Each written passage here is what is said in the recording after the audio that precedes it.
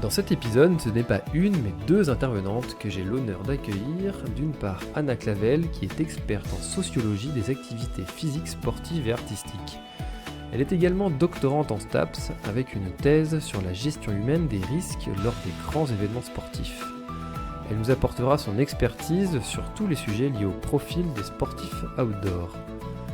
Laure Desmurs est enseignante en EPS, agrégée, Master 2 Recherche, Sport, Langage et Intervention mention Socio-Histoire. Elle intervient également en STAPS sur les aspects composantes énergétiques et force et est spécialisée dans l'athlétisme sur le trail et l'histoire du sport. Laure est aussi une athlète pour la Team Trail Simalp. Et toutes les deux, elles nous parleront des sujets de sociologie pour l'instant outdoor.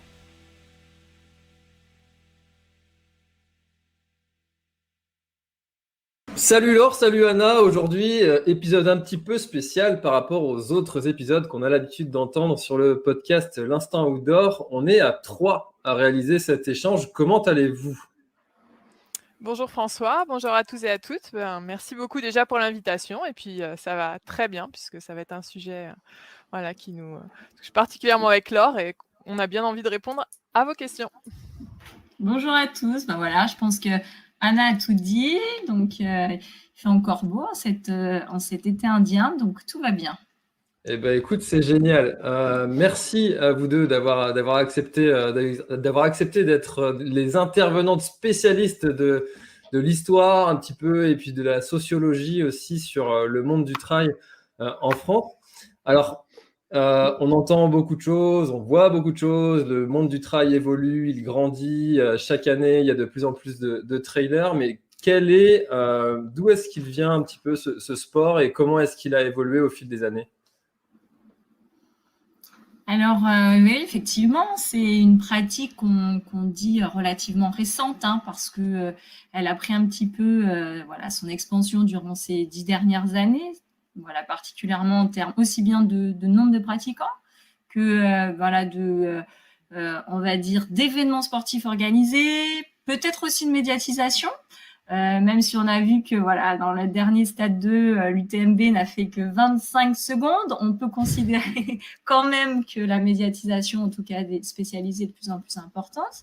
Mais effectivement, elle tire un petit peu son histoire à travers, on peut dire peut-être différentes activités, que ce soit à la fois les activités de pleine nature, la montagne, mais on le voit également avec le nombre de compétiteurs qui grandit, une référence également à l'athlétisme et un petit peu aux activités stade, course hors stade, compétitives au sens sport compétitif du terme, organisées depuis les années 70. Le premier baby running, on va dire, ou baby boom en tout cas sur ce running. Et puis pour le trail, le deuxième se situe plus vers les années 2000 par rapport à ça. Donc elle tire un petit peu cette activité, son ancrage de mobile, de motifs, et ça va être notre thème du jour, un petit peu différent de la part des pratiquants et puis également des organisations, très certainement. Oui, il y a certains sociologues qui parlent, il y a Jean Viard notamment qui aborde justement cette question du trail comme pas un phénomène vraiment de mode, entre guillemets, mais quelque chose une transformation vraiment structurelle de la course. Et il parle même de troisième révolution. Donc tout l'intérêt aussi de connaître un petit peu, même si on voit la complexité aussi finalement de l'activité trail et puis des profils de trailers, d'essayer de faire un petit point effectivement d'un point de vue socio-historique sur ces pratiquants-là qui... Alors les pratiquants justement, c'est des gens qui sont... parce que historiquement, on disait souvent que c'était des gens qui avaient déjà une certaine expérience, qui pratiquaient la course à pied, des fois sur des distances comme le marathon, et qui ensuite, une fois que les performances commençaient à réduire, passaient sur le trail. Est-ce que ça, c'est quelque chose qui a été vérifié ? Est-ce que c'est une légende urbaine ? Et est-ce que c'est toujours vrai si c'était vrai auparavant ? Alors, la pratique trail, quand elle a commencé, alors c'est dur de situer un petit peu son commencement, mais les premières compétitions, on les date, la Western, elle date de 77. le cross du Mont Blanc des années 80, le marathon des sables. On va dire que c'était plus des puristes qui pratiquaient, plus des montagnards, des gens qui ont envie de chercher un petit peu l'aventure. Et donc, c'est une population quand même un petit peu différente de celle qu'on trouvait quand même sur marathon. C'est un petit peu plus récemment qu'on a un petit peu associé, effectivement, associé ou opposé cette activité hors stade ou stade, justement, à la pratique trail. Et voilà, pour répondre un petit peu plus précisément à ta question, on ne les considère plus maintenant vraiment comme opposés parce qu'effectivement, on voit toute pratique et tout pratiquant, même le triathlète, hein, comme voilà, le montre et le souligne un petit peu cette association là dernièrement, UTMB, Ironman.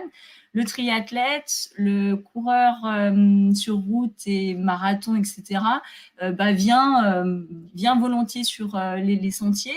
Et inversement, parce qu'effectivement, on a de plus en plus une pratique croisée et que l'un sert à l'autre. Et voilà, ça a toujours été un petit peu le cas ces 10 dernières années.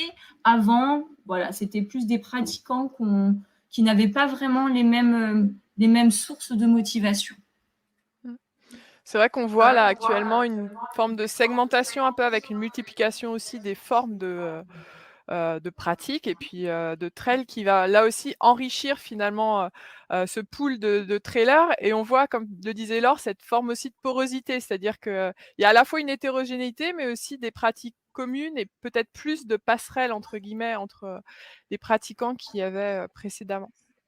D'accord, donc ce que je comprends, c'est que le trailer n'est pas que trailer. Parmi, en fait, en tout cas, parce qu'il y a aussi cette difficulté un petit peu à recenser. C'est-à-dire que, voilà, il y a quelques recherches qui se multiplient aussi, hein, scientifiques. Il y a aussi des enquêtes qui sont menées, notamment par des sponsors, du marketing. Tu parlais tout à l'heure lors de la médiatisation. C'est vrai qu'on voit aussi ce type de recensement avec des limites aussi, mais des apports, en tout cas, des éléments qui peuvent nous servir voilà, à faire un point. Mais dans ce qu'on voit, en tout cas, c'est que souvent les trailers, notamment dans une enquête là, dans un mémoire qui avait été fait par Delphine Troyon, il y a cette idée quand même de multi-activité et finalement de trailers qui peuvent effectivement être sur plusieurs formes de pratique. Tout à fait. Dans un entraînement croisé, par exemple, on voit le dernier rapport voilà, notamment de la jeunesse et des sports de montagne, montre effectivement que les pratiquants vont multiplier un petit peu leur domaine d'entraînement, alors par souci de loisir, par souci d'efficacité, et puis par souci de santé également, parce qu'effectivement, la course à pied, c'est quelque chose qui est quand même relativement traumatisant, le trail également. Donc, effectivement, pour combiner un petit peu et aller jusqu'au bout de sa performance tout en maintenant une certaine condition physique et une certaine santé en termes de traumatisme, et les pratiquants vont aller vers un certain entraînement croisé, donc avec du vélo, de l'alpinisme, du ski, etc. On les qualifie souvent de multi-actifs, justement, dans les enquêtes, telles qu'on peut le voir actuellement aussi sur ce domaine. D'accord, donc ça veut dire que si je fais du trail, c'est mon sport principal, mais que j'utilise le vélo comme moyen aussi d'entraînement et puis pour varier, pour développer certaines compétences et capacités physiques, eh bien, je suis dans la catégorie des multi-actifs. Tout à fait, c'est-à-dire qu'effectivement, on va voir, alors tu le disais, hein, historiquement, on disait que c'était souvent un peu, pas une après-carrière, mais quelque chose qui permettait justement de donner suite. Là, on voit quand même que dans ces pratiques-là, il y a cette idée de multi-activité, c'est-à-dire des personnes qui vont effectivement avoir pratiqué différentes formes de trail, mais pas seulement aller sur des sports de nature, être vraiment des pratiquants dans différents secteurs d'activité physique et sportive. Pour autant, chaque profil, on va dire, de trailer va avoir un ancrage, c'est-à-dire que quelqu'un qui a un passé un petit peu de montagne va reprendre cet entraînement croisé avec la montagne. Un triathlète va davantage aller, et c'est vraiment le paysage qu'on voit en ce moment dans les témoignages. un triathlète va davantage aller vers le vélo, par exemple. Donc effectivement, alors le lieu également de résidence va impacter beaucoup. J'imagine qu'en Bretagne, le ski, ça va être un petit peu plus compliqué. Mais effectivement, on a cette corrélation entre peut-être un petit peu le passé et puis sportif, et puis cet entraînement croisé qui va se coupler avec celle du trail. Effectivement, le seul téléphérique qu'on a, c'est pour passer au-dessus du port de Brest. Donc, ça va être un peu compliqué d'aller sur les sommets bretons. Est-ce que c'est quelque chose qui est spécifique au trail, ou finalement c'est au trail et au sport outdoor, aux pratiquants de sport outdoor, ou par exemple je sais pas, des footeux, des gens qui font du handball, on retrouve aussi cet entraînement avec d'autres sports? Alors, non, je pense que c'est quelque chose. Alors, on manque un petit peu. Enfin, moi, pour être enseignante en STAPS, là, à Grenoble, on voit bien que les pratiquants outdoor sont quand même, d'une manière générale, plus centrés vers moult activités. C'est-à-dire, on reste quand même sur l'esprit outdoor, globalement. D'accord ? L'idée outdoor est principalement quand même sur des aspects assez énergétiques. Alors même que quand on se centre un petit peu sur les sports co, sur les sports duel et opposition, mais dans un champ, on va dire, collectif, eh bien, on est plus on reste centré sur cette activité, particulièrement à haut niveau, parce que, et même, on va au-delà, la plupart des étudiants là que j'ai en ce moment, sur les sportifs de haut niveau, ils n'ont pas forcément le droit de pratiquer d'autres activités, notamment à risque, que celles qu'ils font en compétition. Donc, c'est quelque chose qui est très centré. Alors, si ce n'est qu'on enlève quand même tout ce qui est préparation physique, là, qui est une activité et une pratique qui est abordée dans quel que soit le sport pratiqué en compétition. Mais je dirais aussi qu'effectivement, il y a ce rapport quand même à l'espace, au temps. Il y a des choses quand même qui sont spécifiques, qu'on ne retrouve pas forcément effectivement dans les activités que tu citais, en football ou ces activités de sport collectif notamment. Qui sont assez finalement spécifiques et qui définissent aussi des modes d'engagement, un goût sportif un petit peu peut-être différent, même si effectivement ce recul-là, il faudrait peut-être en avoir davantage. Mais en tout cas, on voit bien quand même cette différence d'identité, si on peut appeler ça comme ça. Ça ne veut pas dire pour autant que lorsque la pratique compétitive s'arrête, ou en tout cas diminue pour ces sports plus collectifs, etc., ces pratiquants ne vont pas se mettre à la course à pied, au trail, et aller chercher d'autres motifs d'agir que celle de l'opposition avec l'autre. C'est vrai qu'on en voit beaucoup, notamment footballeurs, parce que c'est le public qui est le plus peut-être représenté en France de sportifs, qui, une fois leur carrière professionnelle passée, vont chercher comme ça des défis d'ultra trail, ou on en croise assez régulièrement quand même. Donc ça fait sens. On en croise régulièrement aussi parce que effectivement, dans leur pratique, ils sont amenés à avoir une méthode d'entraînement qui ressemble relativement au fractionné, à l'intermittent, et que finalement, quand ils se présentent particulièrement sur certaines compétitions ou sur certains, on va dire, parcours d'entraînement, ils ont des qualités physiques, déjà des qualités aérobies notamment, qu'ils ont pu développer, et forcément, ça les amène à truster un petit peu les premières places aussi, et c'est quelque chose qui est plaisant. C'est un motif d'agir, évidemment. Alors justement, la transition est toute trouvée. Qui sont les trailers? Est-ce qu'on peut définir un public vraiment précis? Est-ce qu'il y a une espèce d'avatar qui est fait sur le trailer? Actuellement, est-ce qu'on a ces données-là? Alors, sur les principales, on va dire, tendances, ce sera difficile parce qu'effectivement, comme le disait Laure tout à l'heure, il y a aussi des spécificités en fonction des publics et qu'on ne peut pas finalement uniformiser parce qu'il y a aussi plusieurs motifs d'agir. Mais il y a quand même des grandes tendances qui émergent. avec l'idée qu'effectivement, pour l'instant, en tout cas, dans ce qu'on voit des enquêtes qui sont menées, il y a cette volonté et ce point commun entre tous les trailers, qui est cette volonté de retour à la nature, ces valeurs, on va dire, ces préoccupations écologiques. Les grandes tendances également, c'est la féminisation, Laure en parlait, et puis il y aura un numéro, ou en tout cas un moment dédié vraiment à cette question-là, avec peut-être là aussi des spécificités qu'on pourra aborder un petit peu aujourd'hui et développer par la suite. Il y a cette dimension aussi intergénérationnelle qui se développe, et notamment par la multiplication aussi des formes de courses, comme on peut le voir. Et après, il y a aussi des points communs en termes socio-économiques, notamment, où on voit qu'effectivement, entre ces trailers, on est plutôt sur des catégories socio-professionnelles élevées, en tout cas plus, comme pourraient le dire donc ces enquêtes-là. Il y a vraiment ces points communs et ces éléments de convergence qui peuvent définir effectivement ces tendances, entre guillemets, chez le trailer. Et alors, quand on fait un sondage comme ça, de savoir pourquoi les gens font du trail, donc ils disent que c'est pour un retour à la nature, est-ce qu'il y a une différence entre les distances qui vont être pratiquées ou pas?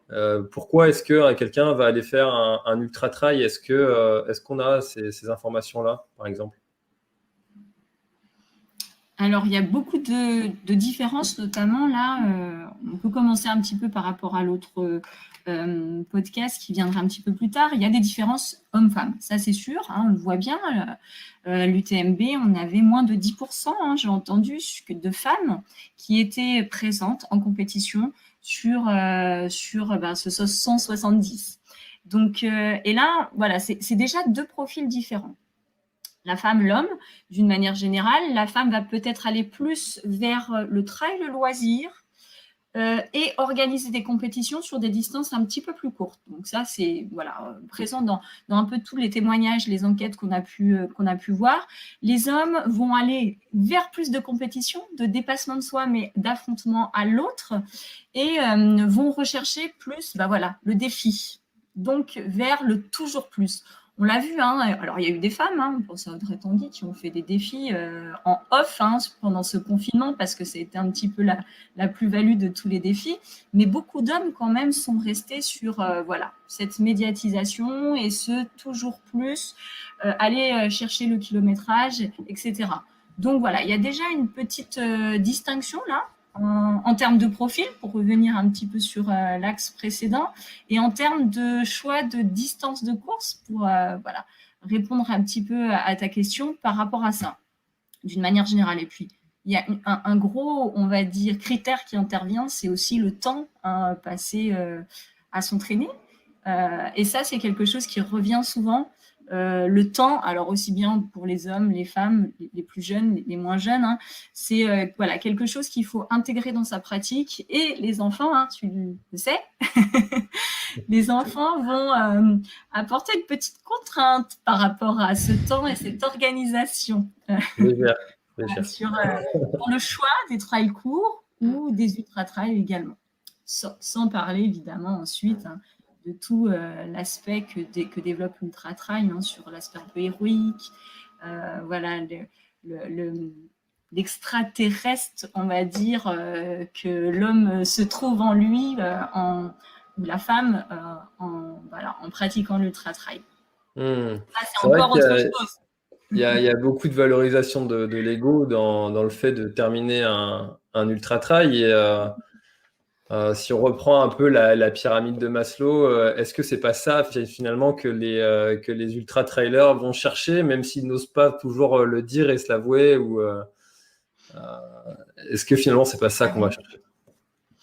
Dans ce besoin de souligner un petit peu effectivement l'ego, l'autonomie, parce que l'ultra trail aussi c'est un petit peu une stratégie de course, une stratégie qui ressemble un petit peu à ce qu'on pourrait construire dans une entreprise par exemple, c'est pour ça qu'on parle de plus en plus d'activités autogérées un petit peu. Donc c'est quelque chose, un accomplissement qu'on va chercher en plus de façon autonome, etc. Donc oui, peut-être. Il y a certains anthropologues, là, pour rebondir un peu sur ton terme d'avatar, qui parlent justement de l'ultra-trail et des spécificités comme l'avatar vraiment de la société de la performance. C'est-à-dire, c'est se produire soi-même, aller vraiment, voilà, au regard, enfin, vous parliez là tout à l'heure de l'ego, c'est quelque chose qui est vraiment spécifiquement, on va dire, nommé dans ce type de course et relevé. Ça fait beaucoup de sens parce que pour prendre encore cet exemple de l'UTMB, tout le monde connaît l'UTMB. Par contre, si on dit j'ai fait la TDS, qui est une course qui est aussi plus technique que l'UTMB, les finishers terminent à peu près dans les mêmes, enfin pour le top classement, ils terminent à peu près dans les mêmes temps. Donc on peut dire qu'en termes de difficulté, c'est similaire. Pour autant, socialement, terminer l'UTMB, on est placé sur un piédestal. Terminer la TDS, on est inconnu aux yeux du grand public. Donc il y a toujours cette valorisation de la distance suprême. Oui, il y a toujours cette notion de distance suprême, mais pas que, parce que finalement, le Tour des Géants, la Swiss Peak, etc., pourrait aussi être valorisé à la même manière. Il y a aussi cette notion de spectacle sportif qui se développe de plus en plus en trail. Et effectivement, alors aidé par la médiatisation, hein, et l'UTMB, finalement, c'est un petit peu ce qui a été choisi. Alors, ça aurait pu être une autre course, mais c'est ce qui a été choisi parce que peut-être que justement ces figures héroïques, voilà, que ce soit à la fois Kylian Jornet, alors maintenant, voilà, Xavier Thévenard, François Daen, etc., ont choisi d'investir ces courses avant d'autres, et que voilà, ce spectacle sportif, c'est voilà, c'est construit autour de cet événement, l'UTMB, plus que la TDS. Ouais, j'ai vu que la TDS d'ailleurs n'était pas retransmise à la télévision, c'était mardi, trop tôt. Et donc, du coup, effectivement, voilà, il y a cette idée. Et donc, les pratiquants vont rechercher aussi ça. Alors, les pratiquants, que ce soit la masse, que ce soit les élites, vont suivre un petit peu en instantané. Alors, pour autant, avec un petit bémol, parce que là, Trail Endurance Mag, ils ont sorti effectivement les vidéos les plus vues, et c'est, je crois, 1 million pour le dernier arrivant là, de l'UTMB. C'est la vidéo la plus vue. Donc, pas que, en fait. Hein, le spectacle sportif, c'est les élites, mais il y a aussi un côté, j'ai envie de me retrouver dans les coureurs, et voilà. Je pense que c'est autour de Smith aussi du héros, c'est-à-dire voilà, le héros sportif dans la performance, mais c'est aussi une performance pour ceux qui arrivent, comme tu le dis, Laure, un peu en dernier aussi de la course, qui sont des héros un peu du quotidien, ou en tout cas que les gens peuvent aussi, dans lequel ils peuvent se reconnaître. Et ça, c'est important. Après, le rôle de la médiatisation, effectivement, il est très important, et cette construction autour des courses aussi, de ce mythe un petit peu aussi des ultra-trails, joue pour beaucoup, effectivement, au développement de certaines courses par rapport à d'autres.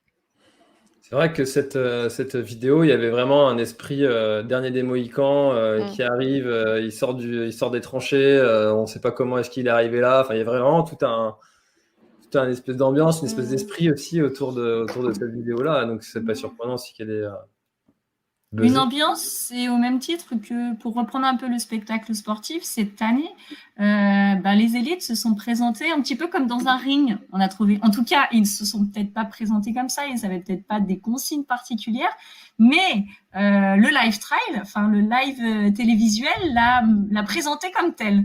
Et donc ça nous a fait penser un petit peu au show qu'on voit un petit peu aux States, hein, sur le basket ou le catch, ou voilà, cette présentation, c'était original. Ça fait assez écho à certains aussi, alors en psychologie ou en sociologie du sport, qui parlent par ces ultra trails aussi finalement de retour à des rites initiatiques, des transformations aussi finalement de ces rites qui n'existent plus dans la société, mais qu'on va retrouver aussi dans le spectacle, dans le domaine sportif, et qui montrent comment l'homme aussi peut franchir des étapes, des caps, et pouvoir se dépasser. Et ça, je trouve que c'est assez éclairant aussi sur nos sociétés, la manière dont on fonctionne, ce qui nous intéresse, et ce qui va aussi faire finalement l'importance du trail, ou en tout cas la façon dont il va être reçu aussi par les spectateurs et par les personnes qui assistent à ce spectacle. Alors justement, on parle beaucoup de l'UTMB depuis le début, mais maintenant on a aussi une augmentation aussi du nombre d'événements qui est assez incroyable. Quelles sont les limites en fait de ce nombre d'événements qui augmente? Pourquoi est-ce qu'il y a toujours de plus en plus de courses qui arrivent et est-ce que ça va pas prendre entre guillemets la place des courses route ou d'autres événements de sport outdoor? Alors là, on ne sait pas trop si c'est la poule ou l'œuf. En tout cas, c'est un cercle un petit peu vertueux, vicieux, on ne sait pas trop non plus. Effectivement, il y a une augmentation de pratiquants, une augmentation d'événements, je crois 2019, parce que là, on a été un petit peu secoué par 2020-2021, mais 2019, c'est un petit peu moins de 4000 événements en France. Donc, est-ce que ce sont effectivement les organisateurs, les municipalités on va dire les organisateurs de trail qui investissent de plus en plus face au nombre de pratiquants, ou alors les pratiquants qui, devant le nombre d'événements organisés, vont de plus en plus aller goûter à la compétition, parce qu'en plus, ça va de 5 km à l'ultra maintenant.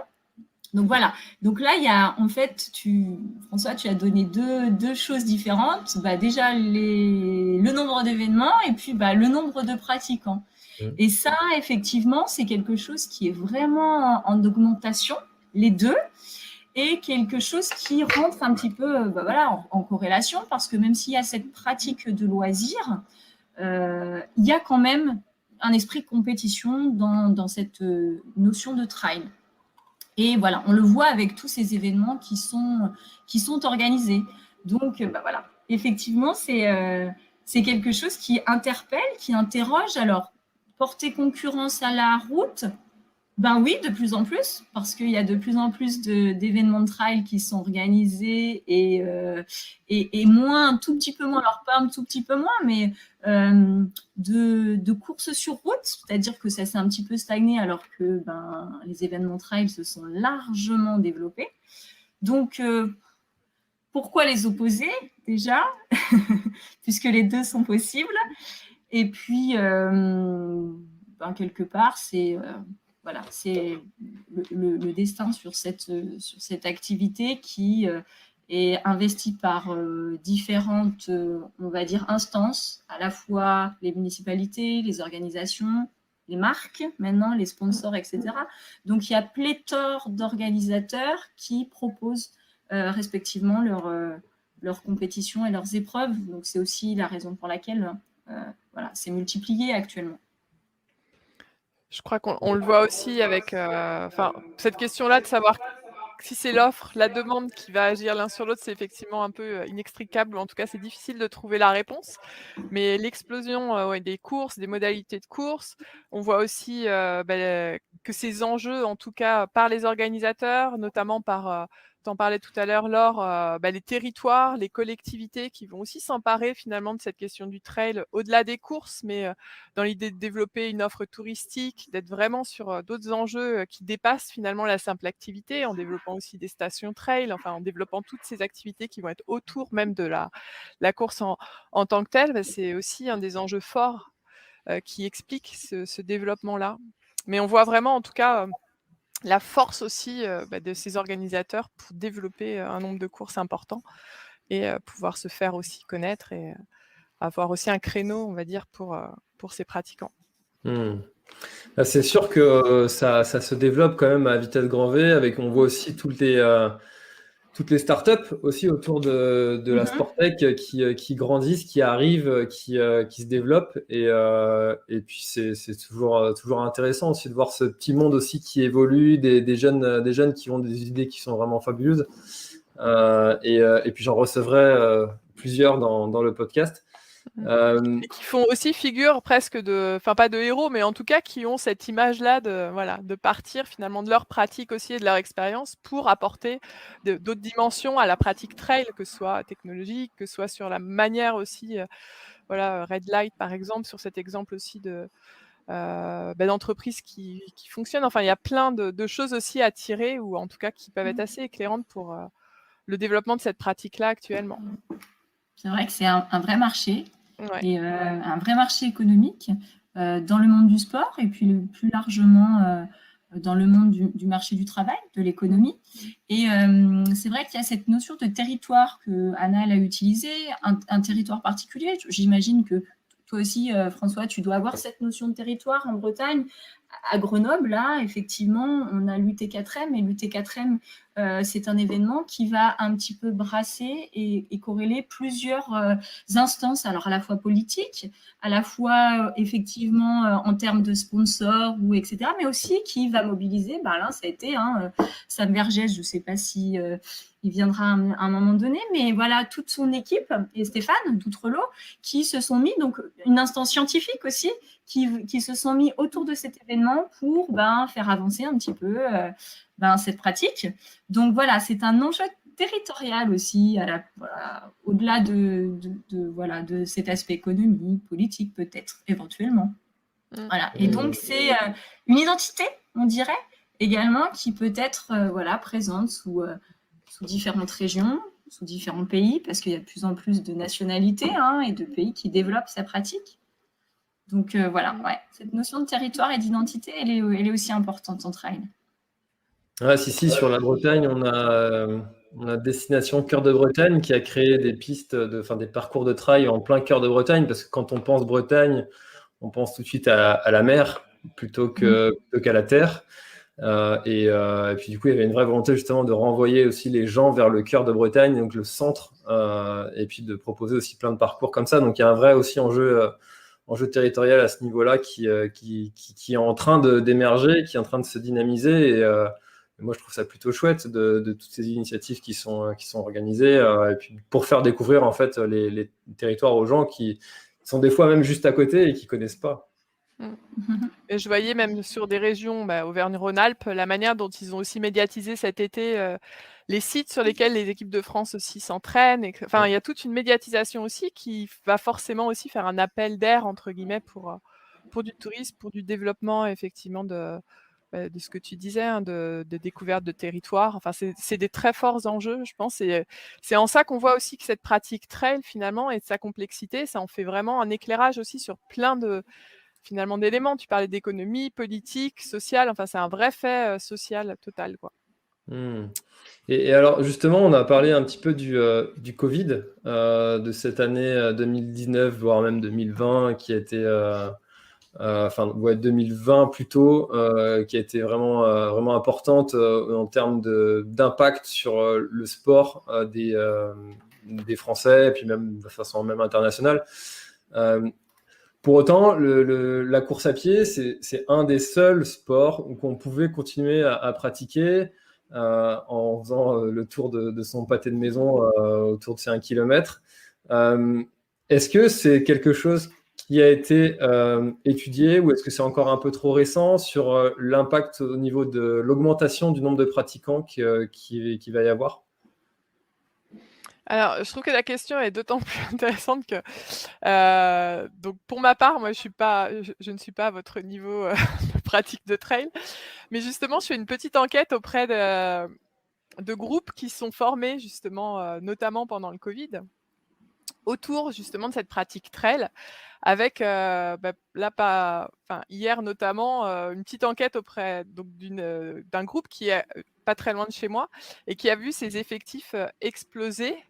Alors on va dire par du distanciel au départ. Donc c'est 2 personnes qui pratiquaient, qui ont développé une page Facebook, qui ont développé sur les réseaux sociaux justement cette petite communauté en proposant des parcours à distance, des défis notamment sous forme de défis. Et on voit là que cette année, ils sont obligés même presque de refuser du monde maintenant que c'est en présentiel entre guillemets, ou de faire plusieurs groupes. Enfin, ils sont presque dépassés finalement par la pratique qui s'est créée et ces communautés qui se sont créées pendant le Covid. Donc, sans avoir forcément non plus de recul ou d'analyse vraiment, en tout cas de résultats de recherche à donner, on voit bien qu'en tout cas, dans les petites enquêtes qu'on mène, il y a cet effet Covid sur la pratique de trail, sur cette envie aussi de se maintenir en forme, de bien-être, parce que c'était aussi une des complexités, je pense, des personnes qui étaient en télétravail ou à distance, ou qui étaient confinés tout simplement. Mais comment finalement aussi peut-être cette période a permis à des personnes de se remettre à l'activité aussi, parce qu'il y en a pas mal avec qui j'ai pu discuter, mais d'autres aussi de trouver d'autres formes de pratiques. Enfin voilà, je trouve que c'est en tout cas des pistes intéressantes à creuser, parce que dans ces petits groupes au départ informels qui finalement deviennent presque des clubs officiels, c'est assez intéressant de voir cet effet justement du Covid sur ces pratiquants. Et sur les origines en plus très hétérogènes de ces pratiquants, c'est-à-dire plein de motifs finalement qui se retrouvent pour faire des collectifs. C'est assez riche, je trouve, d'enseignement, en tout cas pour s'interroger et faire des enquêtes de ce type-là. C'est un petit peu tôt, je pense, encore pour avoir le résultat des enquêtes, parce que voilà, l'UGA a fait des enquêtes, toutes les universités, globalement, il y a eu plein de mémoires qui sont parties dessus. Donc déjà, ça a été un changement. des mémoires, des recherches qui ont été intégrées dans comment finalement rendre active l'inactivité pendant la période de confinement. Mais globalement, c'est ce qu'il en ressort, les premières analyses qui en ressortent, c'est que ça a changé beaucoup de modes, on va dire, d'entraînement, à la fois pour les gens qui ne pratiquaient pas forcément, parce que on en revient à cette notion de temps, un petit peu plus de temps pour pratiquer, donc ça a fait émerger une activité d'une manière générale. Et puis pour les gens qui pratiquaient, et on a hâte de voir ce que ça va donner dans les prochaines années, mais il y a eu un changement du mode d'entraînement, parce qu'il y a eu des entraînements qui étaient, alors on parlait d'entraînement croisé tout à l'heure, là effectivement un mode d'entraînement différent à tenir sur peut-être une plus courte durée, mais également une approche par la préparation physique, on a eu une pléthore de vidéos sur les crossfit, sur la musculation, sur la préparation physique, le renforcement. Donc ça a joué très certainement. Et les performances, alors ce qui serait intéressant d'analyser, c'est l'augmentation justement peut-être des performances, alors par l'intermédiaire des points ITRA, par l'intermédiaire des temps relatifs par rapport aux autres années, pour voir un petit peu l'impact que ça a eu, ce changement d'entraînement qui peut être positif finalement sur les performances, au même titre qu'elles l'ont été sur des personnes qui ne pratiquaient pas forcément l'activité. Mais effectivement, ce qui serait intéressant, c'est de voir aussi la pérennité de leur engagement. Parce que c'est vrai que là, c'est une période quand même très spécifique, et voir comment ces engagements-là aussi vont se transformer sur du moyen terme, long terme, sous quelle forme de pratique aussi. Puisque là, pour l'instant, effectivement, on voit quand même une augmentation, mais sans forcément avoir de résultats scientifiques, mais une augmentation de ces pratiques, et il faut voir. La période a été assez longue pour créer des habitudes, pour créer des routines, pour créer une envie, pour créer une motivation et la maintenir après, malgré le retour des contraintes, des différentes organisations que l'on avait par le passé. Eh ben, on pourra en parler dans un épisode de l'Instant Outdoor dans 1 an et demi, quand toutes ces études seront terminées. Et l'importance aussi des réseaux sociaux sur ces formes de pratiques et sur la manière dont justement ça a pu, t'en parler tout à l'heure, Laure, permettre ce développement aussi, ou en tout cas cette arrivée de nouveaux pratiquants dans le trail. Ça, c'est quelque chose qui a été constaté par tous les plus grands youtubeurs, etc., qui ont vu leurs chiffres augmenter de façon considérable sur la consommation en fait de vidéos, parce que les gens avaient plus de temps en fait, étaient chez eux pour consulter ces contenus-là. Donc ça me surprend pas que ça a dû être ce qui est déjà une caractéristique des pratiquants aussi de trail, qui partagent beaucoup des blogs, enfin qui sont déjà initialement sur ces réseaux sociaux, mais qui par cette période-là ont aussi vu leur vue justement multiplier, en tout cas augmenter. Alors justement, quel est l'impact des réseaux sociaux sur la pratique du trail? Est-ce que justement, tu l'as un petit peu dit là déjà, Anna, le trailer aime bien partager, mais jusqu'où, pourquoi, c'est quoi les tendances? Par rapport à ces réseaux sociaux, là aussi, c'est un petit peu difficile de répondre d'un point de vue aussi scientifique, mais l'idée, en tout cas de ces réseaux sociaux, de ce qu'on peut en voir, c'est quand même qu'il y a effectivement ce partage. Alors on est toujours autour des des figures entre guillemets du trail qui partagent beaucoup leurs performances, leur activité. Et là aussi, on voit ce partage-là, mais il y a aussi dans des communautés sur les espaces, donc sur les réseaux sociaux, des partages qui permettent un développement de la communauté de ce point de vue-là, parce que le trailer, effectivement, il y a ce rapport à la nature et à l'écologie qui est spécifique, mais en même temps, il y a cette hyper-connectivité qui, Laure va peut-être aussi pouvoir développer cette notion-là un peu sur finalement ces paradoxes, mais il y a aussi cette idée d'hyper-connectivité, alors par le matériel qu'on porte aussi, mais par cette présence aussi sur les réseaux sociaux. Oui, effectivement, c'est un pas des premiers paradoxes, parce qu'il y en a tellement d'autres du trail, mais c'est ce qui rend riche la discipline quelque part. C'est que voilà, ces médias sont de plus en plus, par l'intermédiaire des réseaux sociaux, hein, on est constamment en train d'être sur les réseaux, de partager, mais aussi d'avoir effectivement, de montrer. On renvoie un petit peu aussi à l'ego, hein, dont on parlait tout à l'heure, François. C'est un mixte en fait, hein, ce besoin de se valoriser soi-même individuellement, mais aussi au regard des autres et avec l'autre. Donc il y a déjà un petit paradoxe là, individuel, collectif. Et donc du coup, ces réseaux sociaux, ils nous permettent, mais les réseaux sociaux sont investis également par, alors on va parler un petit peu des influenceurs, hein, sont investis également par certaines marques. Et effectivement, ça renvoie un petit peu à ce marché, hein, du trail où les marques, les sponsors vont miser sur des athlètes, mais pas que, des influenceurs. Du coup, ça, c'est quand même un nouveau métier. Alors, pas forcément que dans le trail, hein, on est d'accord, mais ça investit le monde du trail. Ça touche le monde du trail d'une manière générale. Donc voilà, c'est quelque chose qui va orienter un petit peu la discipline. Alors, peut-être pas en termes, je dirais, de performance, mais plus en termes d'économie de marché sur cette discipline trail. Mais voilà, ça fait partie des paradoxes. Il y en a d'autres, hein, et c'est pour ça que cette discipline, on en a parlé, les motifs d'agir liés à la montagne, liés à la compétition et à l'affrontement de l'autre. Et ça, cette hyperconnectivité, c'est quelque chose qui est intéressante, parce que le trail, théoriquement, comme la course à pied, on n'a pas besoin d'un gros pouvoir d'achat pour la pratiquer, hein. Mais elle se rend justement avec tous les gadgets, ou plus, en tout cas le matériel qui l'accompagne. Finalement, c'est une activité qui va coûter et qui ne va pas être investie forcément par toutes les catégories socio-professionnelles. Donc, effectivement, à la base, je crois que le panier moyen, hein, c'est 500 € par an pour la course à pied, même voire un petit peu moins, mais elle peut être beaucoup plus en termes financiers. On voit des grands écarts. Voilà, on lui attribue un aura financier particulier. Donc voilà, ça fait partie. Il suffit d'acheter une montre et on a explosé le budget des 500 €.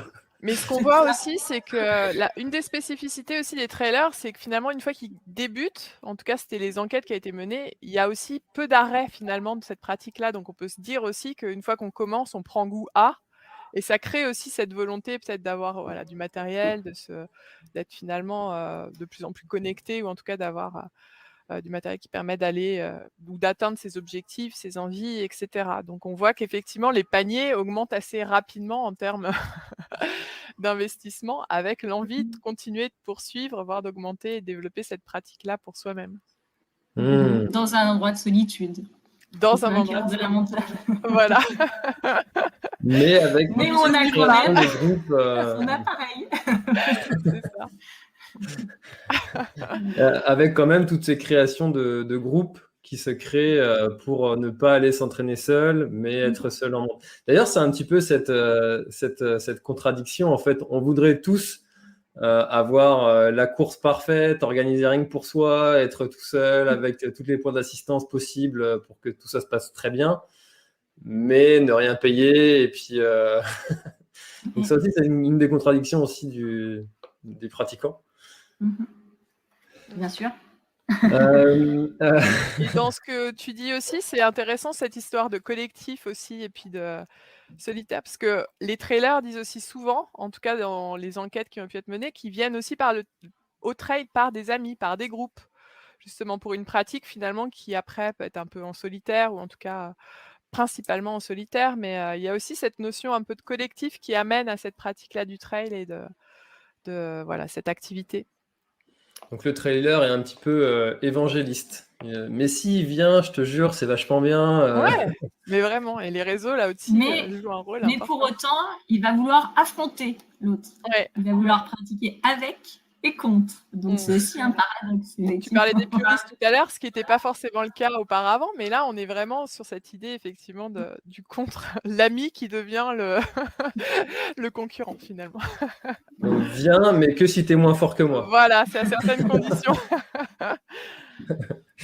Super. Bon, bah, on a déjà dressé un beau portrait du trailer, de l'ambiance, de l'environnement du trail en France. Est-ce que vous voyez quelque chose qu'on n'aurait pas présenté? Est-ce que vous voyez quelque chose à ajouter à ce beau paysage? Moi, je trouvais que sur ce que tu disais, là, on n'a peut-être pas forcément rebondi, mais sur ce paradoxe-là entre je pratiquer, entre guillemets, seul à moindre coût, ça fait vraiment aussi partie de l'activité, du paradoxe entre finalement, on s'institutionnalise, j'ai réussi à le dire, et puis en même temps, on veut avoir cette quête de liberté qui finalement, à un moment donné, arrive finalement à ce paradoxe que tu évoquais tout à l'heure et qui est aussi intéressant à soulever, il me semble. C'est un petit peu l'identité du trail actuellement, en tout cas, dans sa gestion et dans son organisation en termes de compétition, on va dire, mais autres également. C'est-à-dire que il y a une fédération, mais il n'y a pas qu'une fédération. Il y a aussi plein d'autres instances qui viennent un petit peu gérer, donc les sponsors. Alors on pense l'organisation des skyrunning, par exemple. Alors l'organisation, d'une manière générale, elle est en cours de rénovation, on va dire. Mais il y a plusieurs identités. C'est-à-dire qu'on soit en ultra trail, qu'on soit en trail court, qu'on soit sur du KV, etc. Finalement, on a plusieurs disciplines au sein même d'une grande pratique. Alors, ça peut être une contrainte, effectivement, parce que il faut s'harmoniser parfois quand il est question. Alors, on parle de trail au JO, par exemple. Trail au JO, ça demande de respecter une certaine charte, un certain nombre de pratiquants et un certain nombre d'affiliations, on va dire, à des fédérations. Donc, ça peut être une contrainte, mais ça peut être un avantage parce que ça permet effectivement d'attirer, et on en revient toujours à ça, de plus en plus de pratiquants avec des motifs d'agir un petit peu différents. Donc voilà, le trail, son identité est entre richesse, contrainte, on ne sait pas trop, et c'est une pratique récente, donc on a hâte de voir ce que ça va donner ces 10 prochaines années pour marquer un petit peu l'histoire, parce que voilà, et l'expliquer un petit peu. C'est vrai qu'il y a cette vraie contradiction forte qui, moi, à chaque fois me fait tilt quand je l'entends. On en parlait au tout début où tu disais, Laure, que l'UTMB avait fait un passage en stade 2 de 25 secondes. Le trailer râle un petit peu souvent quand son sport n'est pas présenté dans l'équipe, dans les grands médias. On ne trouve pas normal qu'on ne parle pas de la victoire d'un tel ou du record qui a été battu sur le dernier KV. Enfin, on ne trouve pas ça normal parce que nous, on aime bien qu'on parle de notre sport, mais en même temps, on ne veut pas qu'il y ait trop de monde à un trail. On ne veut pas participer à un tirage au sort pour participer à un trail. On aimerait bien arriver le matin, prendre son dossard et puis être sûr de pouvoir le faire. Et ça, c'est quelque chose qui sera impossible en fait avec une surmédiatisation ou une suraugmentation du nombre de pratiquants. Donc il y a cette vraie contradiction. En fait. Ça renvoie à ce qu'on a dit, c'est-à-dire cette volonté de spectacle sportif. Et ce spectacle sportif, il peut être connu uniquement à travers les médias, parce que c'est lui, c'est ce spectacle sportif qui va finalement présager peut-être d'un futur sur la discipline, en tout cas qui va continuer de faire rêver les gens. Donc ça, c'est quelque chose que le pratiquant a envie de rêver et donc de s'identifier un petit peu. Et puis, il y a quand même la pratique Donc, c'est 2 choses vraiment différentes. La pratique qui reste compétitive ou de loisir et qui va s'orienter vers plus de nature, vers plus de paysages, vers plus de solitude, vers une pratique qui renvoie un petit peu à cette double personnalité qu'on aurait, je pense, en chacun de nous quelque part. Donc rechercher quelque chose de différent, mais aussi s'identifier à quelque chose de commun. Ouais, il y a une forme de volonté d'autonomie qui s'explique aussi par l'histoire de cette pratique et des pratiques de pleine nature. Et puis en même temps, la volonté aussi de légitimité, tu en parlais tout à l'heure, la volonté de reconnaissance aussi, d'institutionnalisation. Et puis, dans ces événements, il y a aussi cette question de sécurité qui reste aussi. Enfin, il y a aussi ces questions-là qui font que c'est aussi une contrainte d'avoir de plus en plus de monde et d'avoir aussi cette forte médiatisation.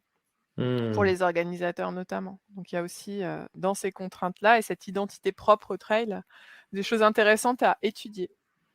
Et en tout cas, on souhaite bien du courage à tous ces organisateurs qui vont devoir trancher sur le nombre de participants et puis c'est chouette de voir tout ce monde du trail qui évolue comme ça chaque année, qui se dynamise. Enfin, personnellement, moi, ça me fascine de voir tout ça qui se met en place, donc c'est chouette.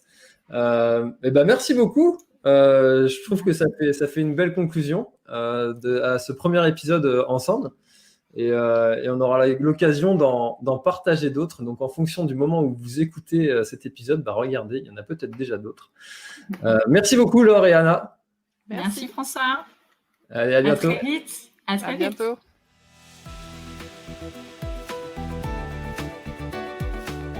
Cet épisode est maintenant terminé, merci de l'avoir écouté jusqu'au bout, et si vous êtes encore là, c'est sûrement qu'il vous a plu, alors n'hésitez pas à le faire savoir autour de vous, c'est la meilleure façon de faire connaître le podcast L'Instinct Outdoor. Parlez-en, partagez les épisodes, merci beaucoup pour votre fidélité, et à très bientôt dans un prochain épisode.